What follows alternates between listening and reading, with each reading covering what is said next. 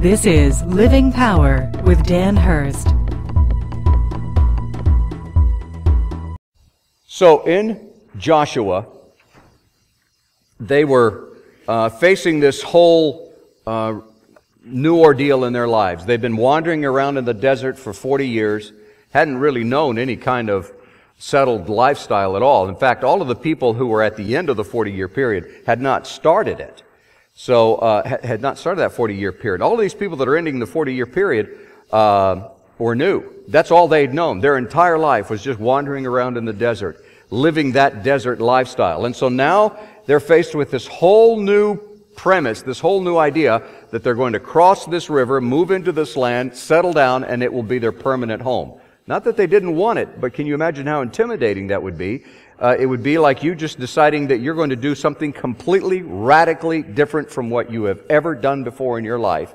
And there are all kinds of choices that come along with that, all kinds of decisions. And so Joshua sends these spies out from Shittim, and they go over and they look over the land, and they come back, and they say that Joshua says, well, what does it look like? And they say, wow, the Lord's surely given us the whole land into our hands. All the people are melting in fear because of us.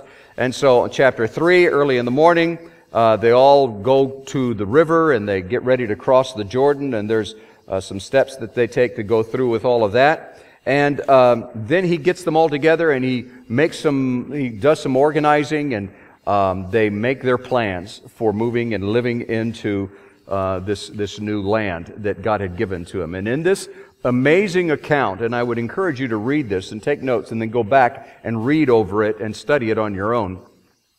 In this amazing account, we discover some principles of starting over, things that you need to do when you decide that you're going to do something new, or you're going to take some new steps, or this is the beginning of the year and you're going to try something different. And so I thought it would be an appropriate topic as we head into this new year. So Israel is starting over. That's really what they're doing. I mean, they've never done this before, and so this is a new start. They've been in captivity and now in the desert for 40 years, and this was it. They were at the land of promise. It was finally here. They were given their chance to start over. You are also given that same opportunity. When you think about it, in your own life, you are given the opportunity to start over. Are there challenges? Of course. Are there obstacles? Of course there are. Are there questions that you can't answer? Of course there are. In the same way that they were facing those immense obstacles and questions and overwhelming odds, those things happen to you also.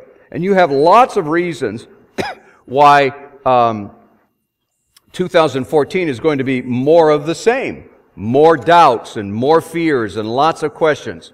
But in the same way that God offered the Israelites some principles that they needed to apply in their life, you have these same principles that you can apply in your life. God is offering you success.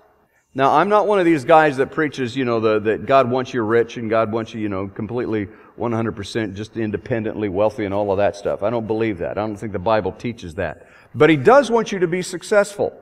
And success has to be defined as fulfilling the opportunities, or fulfilling the potential and the goals that God has for you. That's how I define success. Fulfilling the potential and the goals that God has for you. And so God says, I want you to be successful. I want you to fulfill your potential. I want you to accomplish the goals that I have for you. And make no mistake about it, God has goals for you. He has goals for Himself. The Bible talks about them. Jesus had goals. The Apostle Paul had goals. He taught about fulfilling your goals. God says He has goals, and you fit into His goals. And He wants, His concept of success is that you fulfill your potential and your goals, His goals for your life. Which leads us to one of the greatest principles of success. And you've heard me talk about this before, but I want to dwell on this a little bit. One of the greatest principles of success is this: God's will and God's way is revealed and supported through His promises.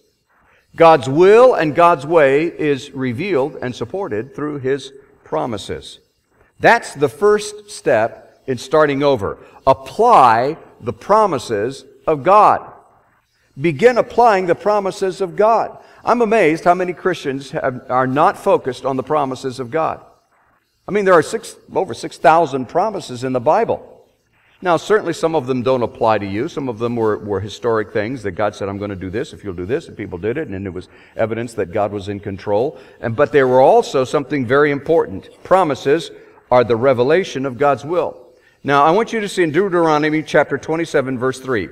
This is what he says. Write on them, these are stones that they had been given. Write on them the words of this law when you have crossed over to enter into the land that the Lord your God is giving you, a land flowing with milk and honey, just as the Lord, the God of your fathers, promised you. He promised these things to you. And he says, I want you to know these promises. Write them down because they're for you. And so here's what I want you to tattoo, if you will, on yourself. God's promises are the revelation of His will. When God says, this is what I will do, what He's saying is, this is what I want to do.